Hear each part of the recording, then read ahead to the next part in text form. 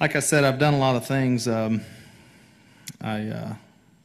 Just this week did Jay Leno, Access Hollywood, The Soup. Next week I'm doing CMT's Artist of the Year award show. Know a lot of famous people, done a lot of cool things. I'll tell you what separates me from the guys I know is knowing this. The famous people I know that have so much money, it's just stupid.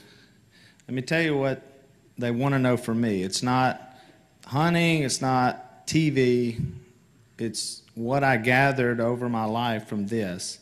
Let me tell you, this I know. Won't put me in heaven over what I know.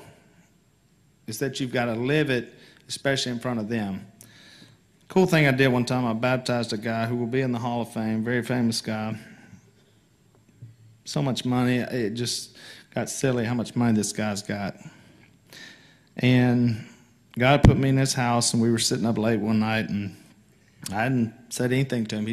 We've hung out, and he said, how do I be a Christian? He said, I've seen Christians, and honestly, I don't really like any of them. I don't like the way it comes across.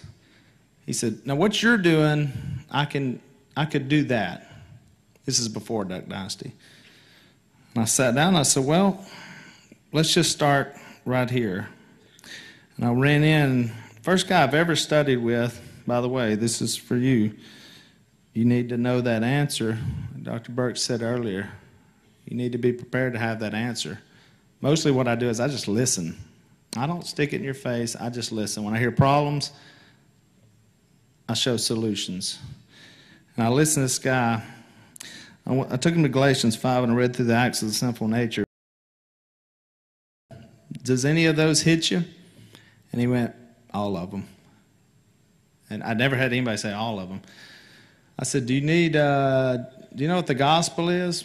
No clue. Know about heaven? Have you ever come to the Lord? Maybe at camp when you were 12? Nope. Nothing. This guy was zero, empty. He had nothing. He had no knowledge. More money than he knows what to do is. Very famous, and he had nothing. He was empty. He had no hope. He had no joy. He had money and he had fame, and it made him miserable. Some of the most miserable people I've ever met in my life are those people. Went to his hot tub that night. He had just built a pool and a hot tub. Nobody had ever been in it, and I baptized him into the Lord that night. I planted the seed. God put me there at the time. My challenge to you is to do that. That's a cool thing when I look back and think, man, that's what I want to do, is always have that answer for folks. Life is short. Life is temporary. Root yourself here. Do not leave this experience at Harding without knowing when you lay in bed at night where you're going, and then don't leave here without knowing how to tell somebody else that.